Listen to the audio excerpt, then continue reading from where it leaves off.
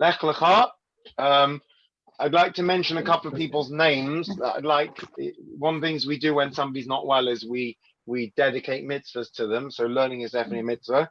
So first of all, Rabbi Sachs, who is the inspiration behind a lot of the stuff that I share, who is Yaakov Tzvi Ben Lieber, who's been diagnosed with cancer and is very upbeat and hope will get well very soon.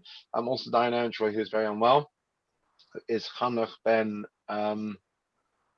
Limela, and also have a friend whose brother is waiting for a liver transplant, and he asked to do things in his merit. So his name is Azaria Yonatan Shimon Shmuel Ben Leoni. So he should also have Refuah Shleima, and our learning should help all those that need it. Okay, I'm going to put up the summary. Hopefully, all being well. Does that come up? Yes. Iris, off you go. Okay, hang on a minute while I get it to the right size for me. By the way, I've got to talk to you because I'm paying about £40 a month for my mobile, so I probably use it slightly more, but £4 a month sounds very good value. Anyway, do carry on. Well, it's Virgin. It's from Virgin. I don't know Okay. anything about it apart from that. Well, if you're getting data, I and stuff, don't that's very pay. good. Yeah. Anyway, sorry, do continue. Do continue. Right. God speaks to Abraham, commanding him, "Go from your land, from your birthplace, and from your father's house, to the land which I will show you. There, God says, he will be made into a great nation." Abraham and his wife Sarai, accompanied by his nephew Lot, journey to the land of Canaan, where Abraham builds an altar and continues to spread the message of a one God. A famine forces the first Jew to depart for Egypt, where beautiful Sarai is taken to Pharaoh's palace. Abraham escapes death because they present themselves as brother and sister. A plague prevents the Egyptian king from touching her and convinces him to return her to Abraham and to compensate the brother revealed as husband with gold, silver, and cattle. Back in the land of Canaan, Lot separates from Abraham and settles in the evil city of Sodom, where he falls captive when the mighty armies of Chedorlaomer and his 3 allies conquer the 5 cities of the Sodom Valley. Abraham sets out with a small band to rescue his nephew, defeats the 4 kings, and is blessed by Melchizedek, the king of Salem, Jerusalem. God seals the covenant between the parts with Abraham, in which the exile and persecution, galut, of the people of Israel is foretold, and the Holy Land is bequeathed to them as their eternal heritage. Still childless, 10 years after their arrival in the land, Sarai tells Abraham to marry her maidservant Hagar. Hagar conceives, becomes insolent towards her mistress, and then flees when Sarai treats her harshly. An angel convinces her to return and tells her that her son will father a populous nation.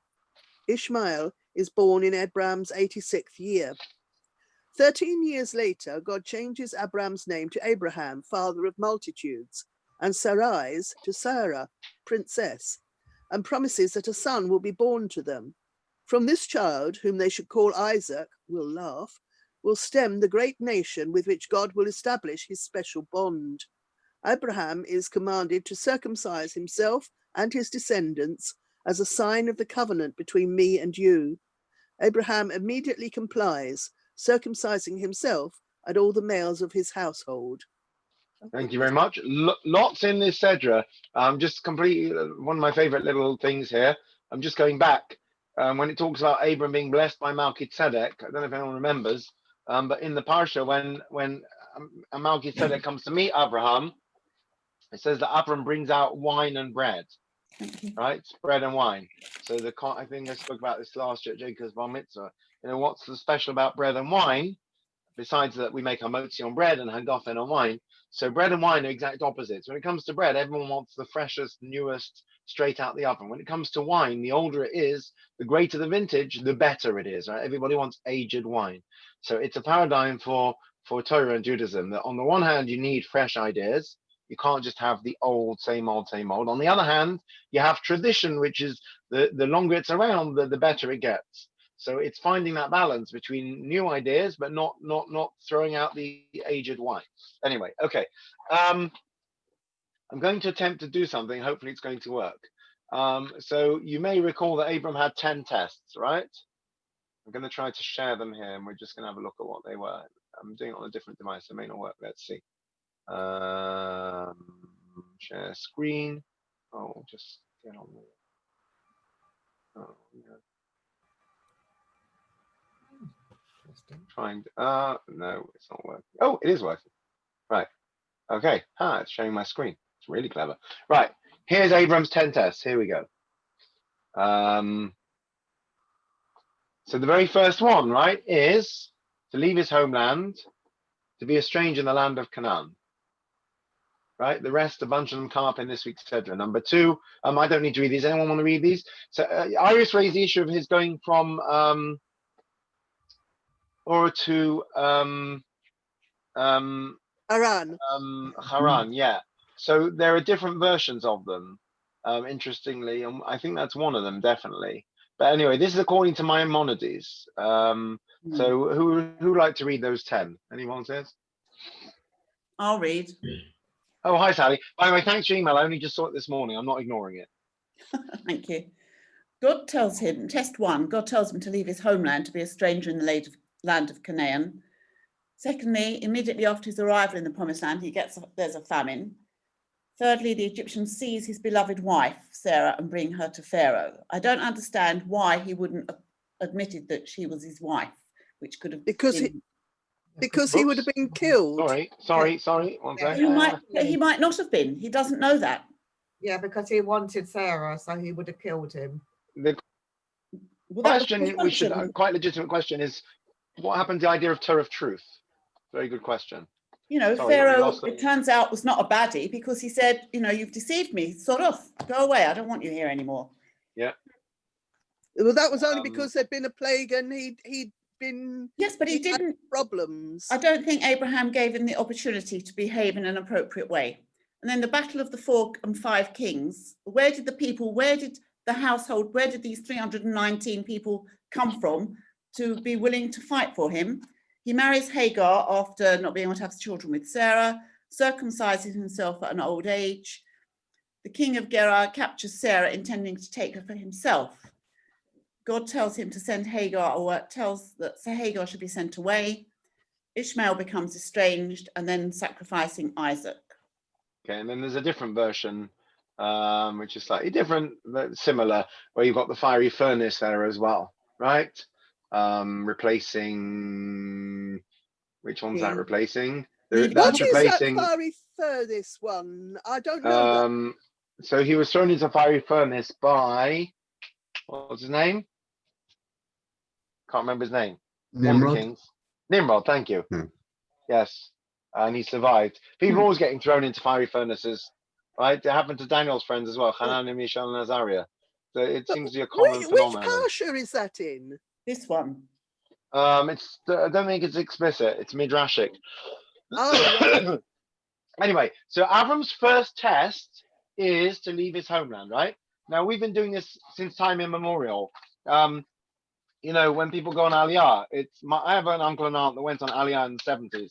You know, now if you go, well, right now, especially if you live around the world somewhere, we're all in lockdown to varying degrees anyway.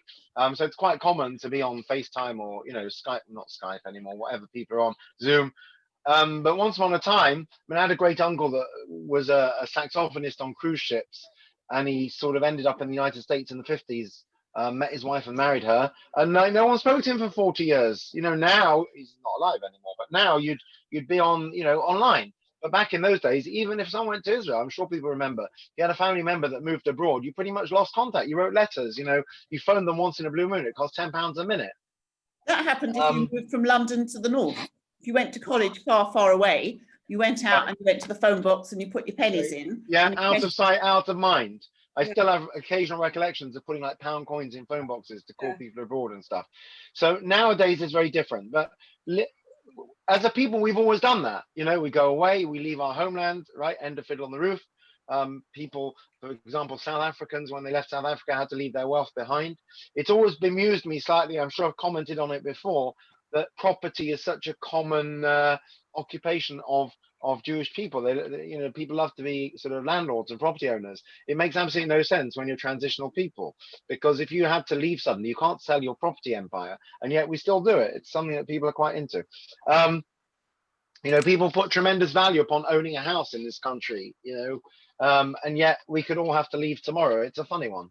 And people did. People in South Africa left their wealth behind. People in Europe left their possessions behind.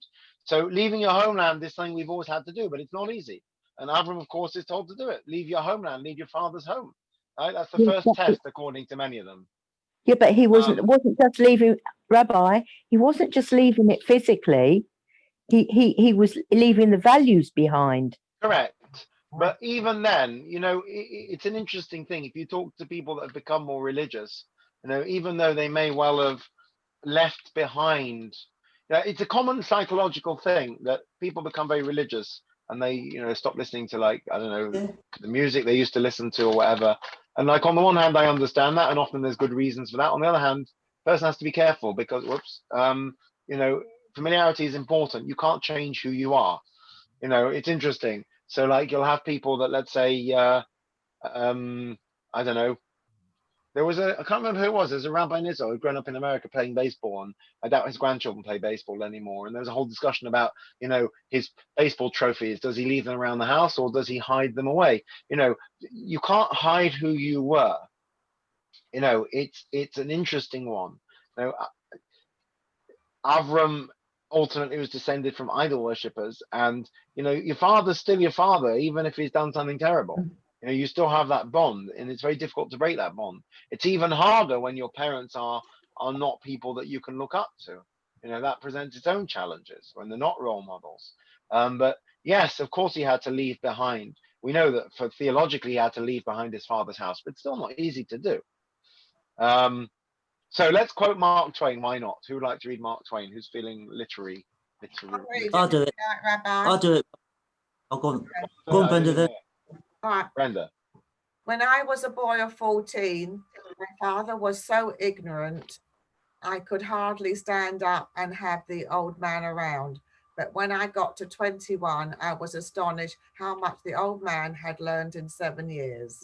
Right? That's the original quote. You've probably often heard that quote. When I was a child, I thought my parents were stupid. And then as I got older, I was amazed how much smarter they've become. Right? Alternatively, most people here are probably slightly older than me. Some are younger. But as you get older, you become more like your parents, whether you realize it or not. In so many ways. And anyone who's ever been in therapy or sat in any kind of group discussion, and our childhood shape who we are. So to leave your childhood home is never easy. Our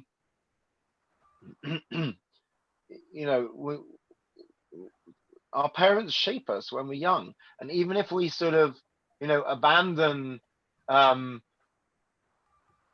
their values or their lifestyle, at the end of the day, it's still a part of who we were. This is why it's very difficult when someone's lived through trauma or abuse for them to not then manifest that to the next generation. Now, we don't have to be talking about physical abuse or sexual abuse.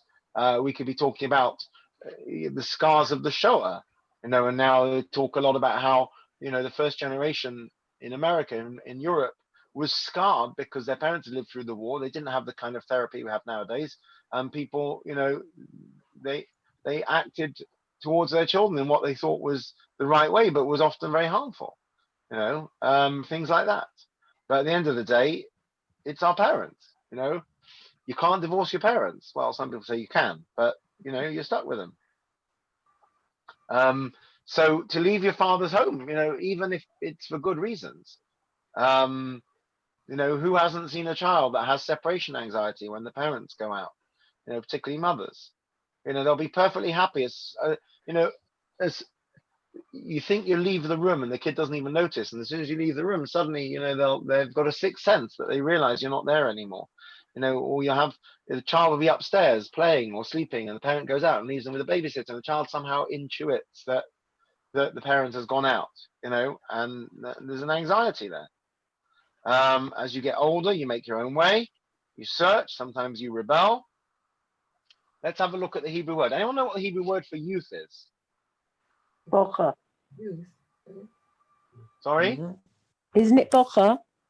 Okay, it could be a bachor. Bachorim is young boys. The usual word we find, which interestingly actually is na'ah. Thank you. Right, not connected to the word nar in Yiddish, like narishkeit, although there's lots of narishkeit when you're a kid. Na'ah. Let's look at the etymology of the word na'ar. Nothing in Hebrew is accidental. Let's look at the etymology of the word na'ar. Right, so what does na'ar mean? Who would like to read? Mark, would you like to read this? Yes. Definitions. One youth, youngster, adolescent, law minor. Two biblical servant, arms bearer. Reverse Oh, sorry, I don't know why it translation. says reverse translation. Ignore that. Yeah, I copied that by accident from somewhere. Yeah. Right. 3 to bray. 4 to shake up sensibilities. 5 colloquial, to shake off a bothersome person. Okay, who here's got teenagers? Only me. I think I think we can relate all of these to, most of us have either had teenagers or been teenagers. I think we can relate all of these to teenagers. Youth, okay, fine. Adolescent, and na'ar, or a servant, okay, they probably wouldn't like that. To bray like a donkey, right? Yes, they like to whine and, you know, protest. Absolutely. Am I the only person here that used to watch Harry Enfield? Any Harry Enfield fans here? No. Okay, so there was a brilliant, so I'll share it next week. There's a brilliant sketch about Sometimes. Kevin the teenager. So Kevin was 12 years old and it's his birthday, and his parents have brought in the latest, like, you know, Game Boy game, Super Mario, and he's so excited. He's having ice cream for his birthday, and he's like this little kid. He's got his cap on backwards and he's really excited.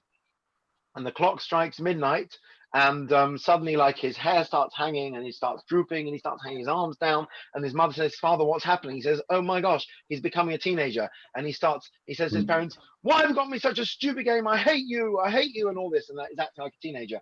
And then his friend's parents call up, and he picks up the phone and he says, "Hi," and he's really polite, and there's juxtaposition. So teenagers definitely yell and bray like donkeys.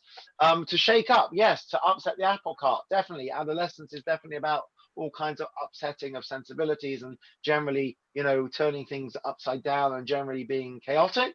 And shirking or shaking off, yeah, probably as well. So na'ar in Hebrew means to shake or tremble or sort of like to shake up. So that's connected to youth. Youth is a time of can't think of the word. Oh, what's the word? Rebellion. Upheaval. Yeah, rebellion, upheaval. It's a time of upheaval. Right? Adolescence, time of physical and mental and spiritual upheaval. Right? It's a difficult time. It's a very challenging time. And often, of course, there are tensions between generations. We know that.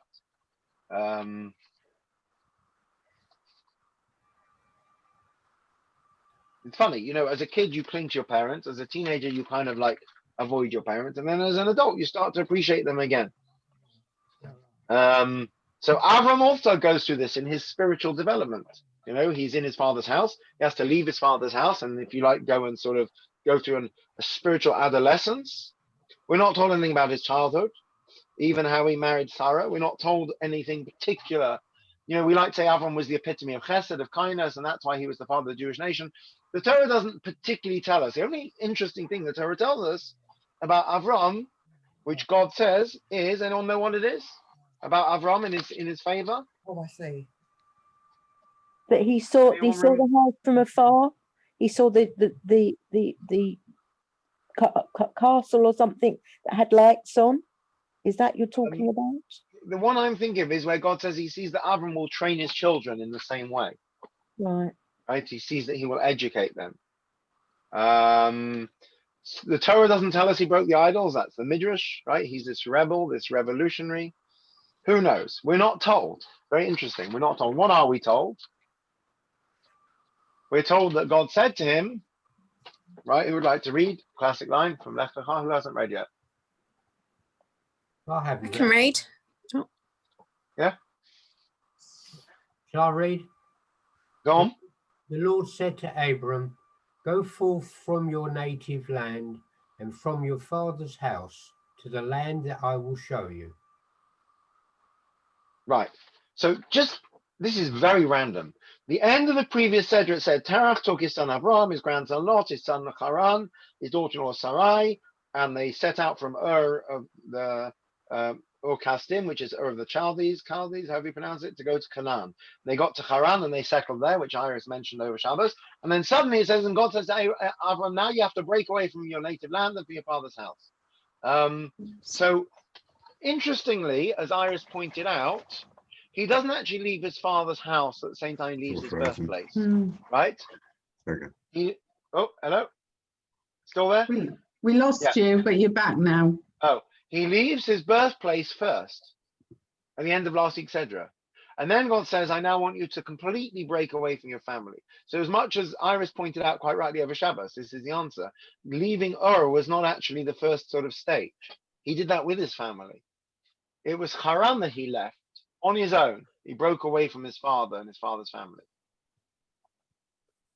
So interestingly, his father was with him part of the way. So Why what didn't his happened father here? go with him? Good question. So does God come to Avram in Ur and Terach goes with him to Canaan and doesn't make it the whole way?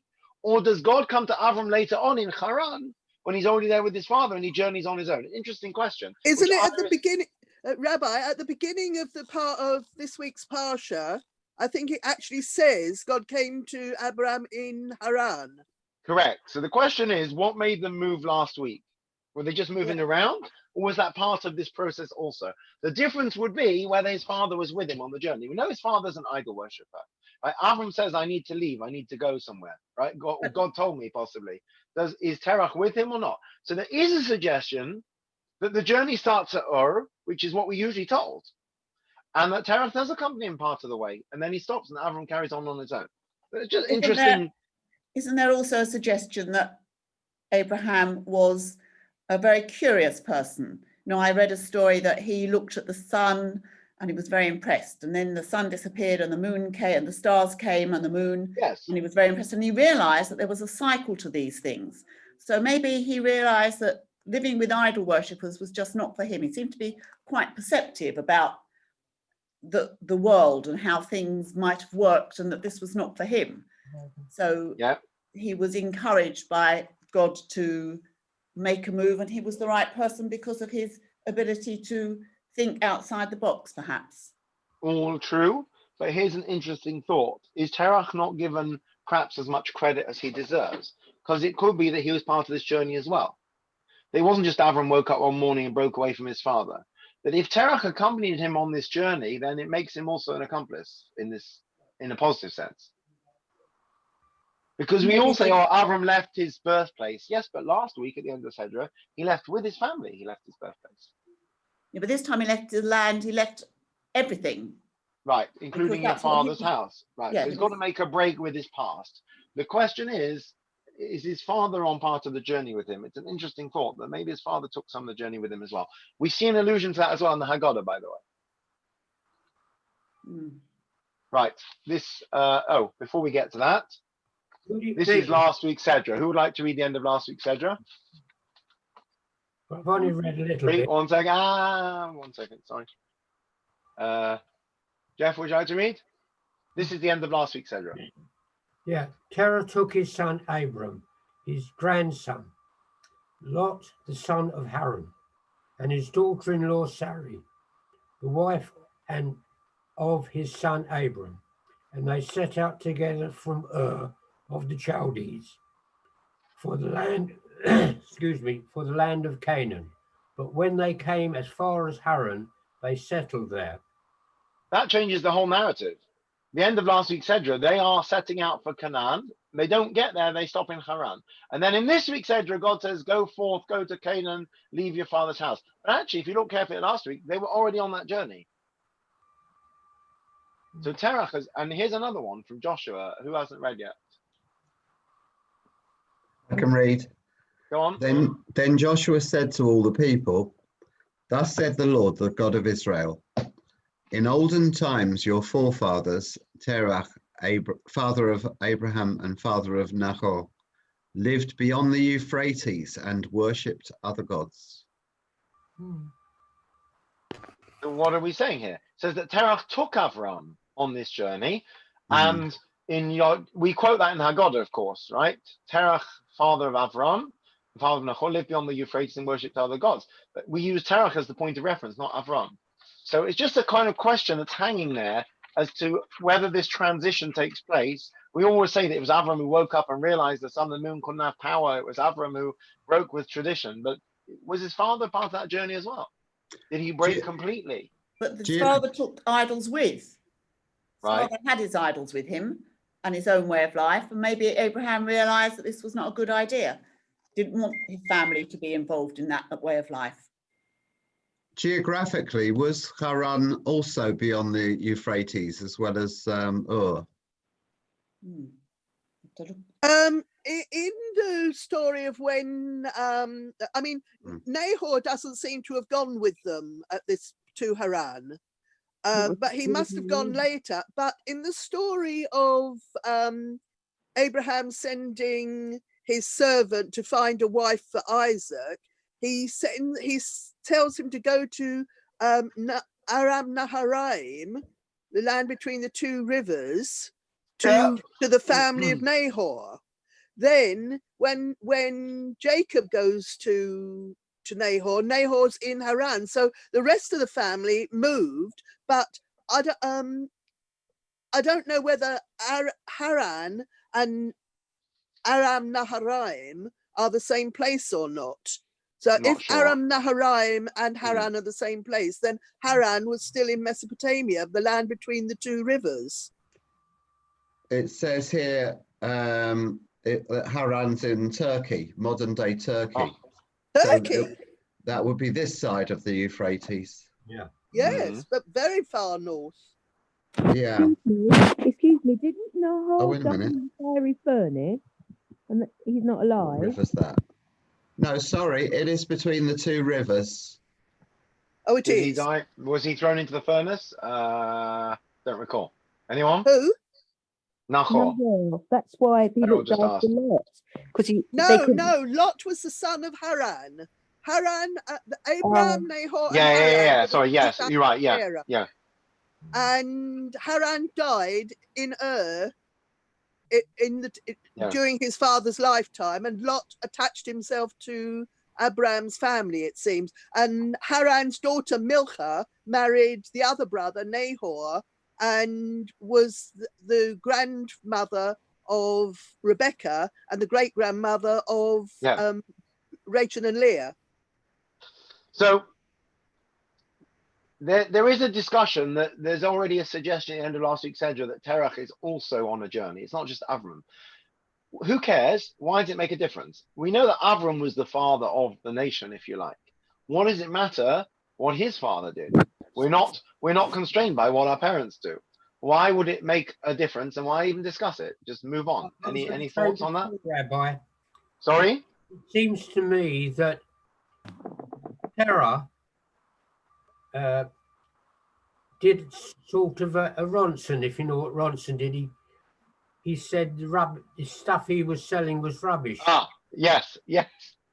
So he was selling rubbish as idols, and he knew he didn't do anything, but he was Right. making a living out of it. Well, let me ask you another question. If his son was smart and his son said to him, look, you know, the idols were fighting, and he said, don't be silly, they can't fight, then he must have realized how stupid the whole thing was. I'll tell you why it makes a difference. You know, as a rabbi, people come to you and they say, Rabbi, I don't know what to do. My son wants to go to yeshiva. You know, halavai, everyone's son should want to go to yeshiva. I don't understand what I did wrong. You say, what do you mean what you did wrong? You're saying it like it's a problem. You sowed the seeds, you know. You did Friday night dinner every week. You took them shul every Shabbos. You kept a kosher home. You may not have been like very, very ultra from, but you sowed those seeds. All don't be insulted that they don't want to eat in your house anymore because, you know, you're vegetarian, you're not strictly kosher.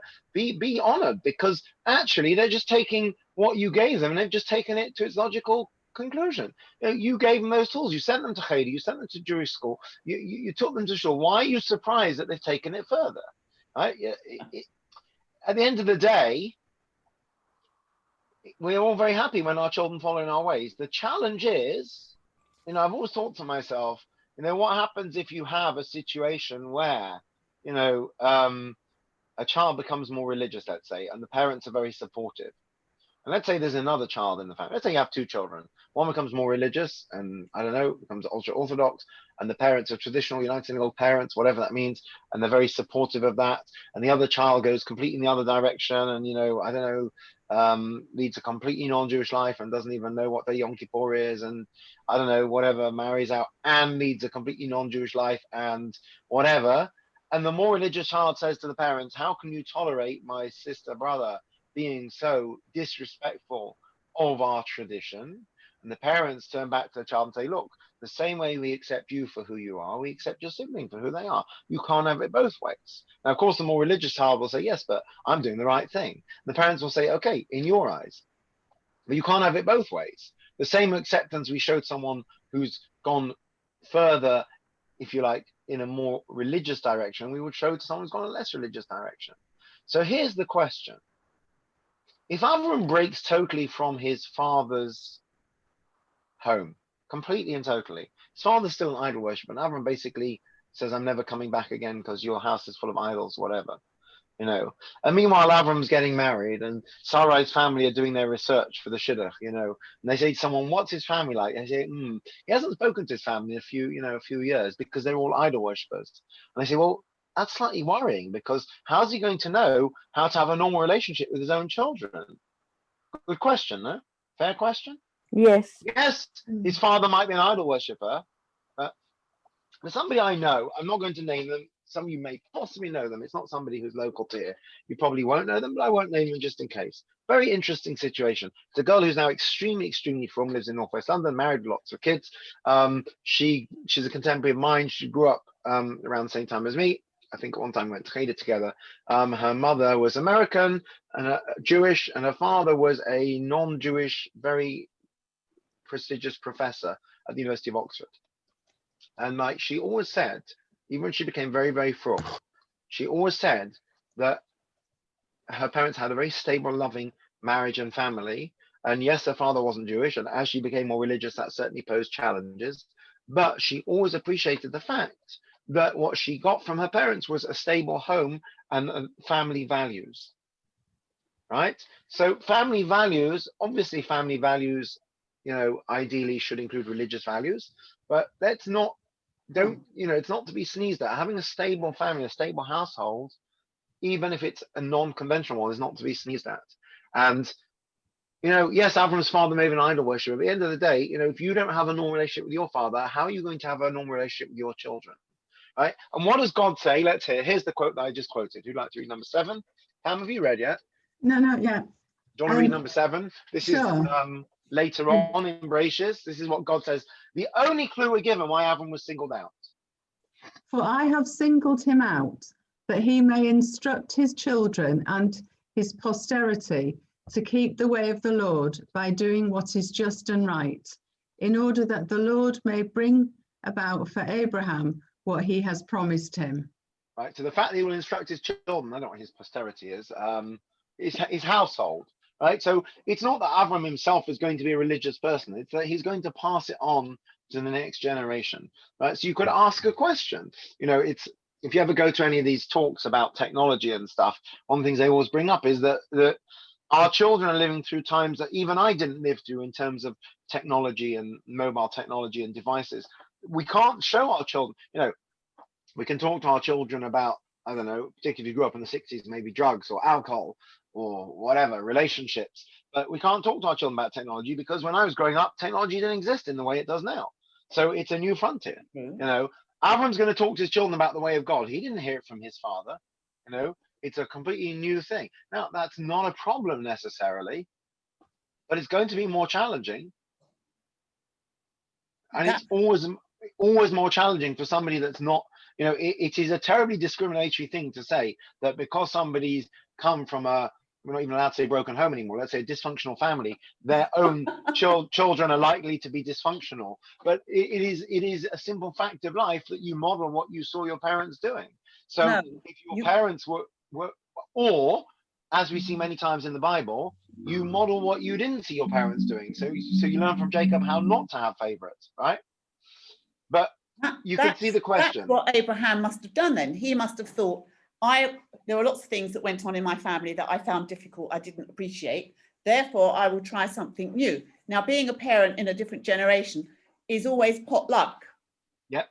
And if you do well, it's, I don't know why we, you know, it's, I don't think that, I think it is potluck if you've done well. And I think that people make very specific things about, you know, that I'm not going to do this. I'm never going to say because I said so, which inevitably you probably do. So I think you do make choices about, you look backwards to yesterday and learn for tomorrow, something our government need to do. So a couple of thoughts. Clearly God saw that Avram is going to be able to pass on the tradition, even though he didn't receive it himself. And number two, maybe, just maybe, his father wasn't quite as bad as he's made out to be in the Midrash. We see from the end of last week, Cedra, that Terach already was breaking away a little bit. He's the one that took his family and went on a journey. So Avram may have completed the journey, but his father may well have started the journey. Like we said, somebody, we send our kids to Cheder because we want them to learn about Judaism, and then we're horrified they actually start practicing it.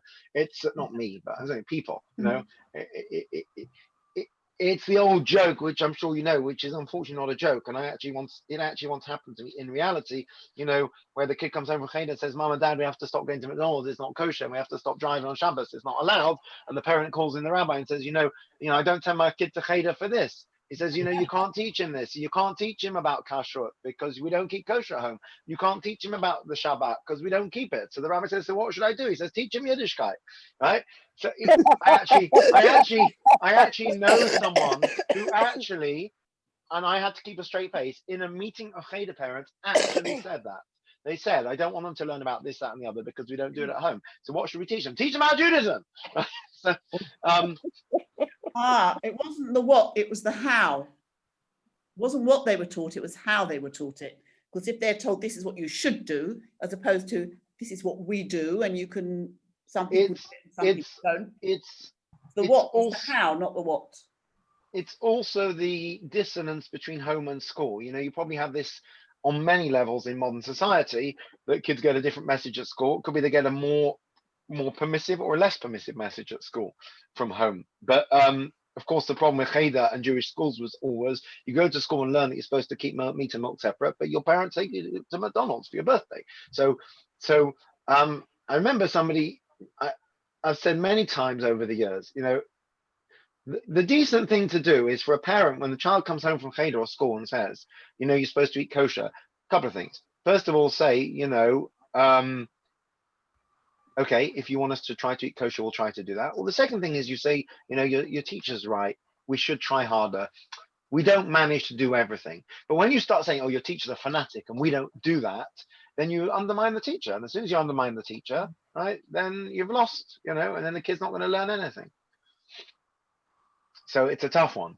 But it's interesting. What is Avram's, not redeeming? What is his singular feature, says God? The fact that I see that he's going to pass this on to his children. We know from all the stories that Avram was into all this outreach as well. It was always, telling everyone else about God. So we see that he was a proactive person. Right? I think we've done the comparison previously of Noah, Avram, and Moshe. Right? Noah didn't reach out to anyone. He just built his ark. If you came along and happened upon him, he would tell you what was happening. There may have been good reasons for that. Right? Avram reached out. He reached out to people. He defended the righteous. Right? When Sodom is going to be destroyed, he says, "I'll find you 10 righteous people." Moshe goes further than that. He defends even the wicked. Right? Avram never said save Sodom because even though they're wicked, they're human beings. He said, "I'll find you 10 righteous people." Moshe said, "I don't even need righteous people. I'll just save them because they're human beings." But so God sees that Avram has this outreach, and it's one of the things. What's the next quote? Oh, that's it. We're finished. Right. Oh. So it was just this interesting little kind of point here. We start off by saying that he has to leave his father's home, and this is a whole big test and so on. But if we actually look right at the end of last week, etc., that's not the case. His father starts the journey with him. I think there are even midrashim that suggest that the only reason his father didn't complete the journey with him was because of his age. And the other interesting thing is that we can be redeemed through our children. Sometimes the aspirations that we had, how many people, your kids, you had aspirations that you didn't manage to achieve, but your child manages to achieve it. And you're the happiest person in the world. And it says there are two people we don't get jealous of, our students and our children. Parent isn't envious of their children, they're happy. Person says, I never managed to have piano lessons. I didn't have time. It was after the war, it was difficult, but I'm so happy my kids have managed to,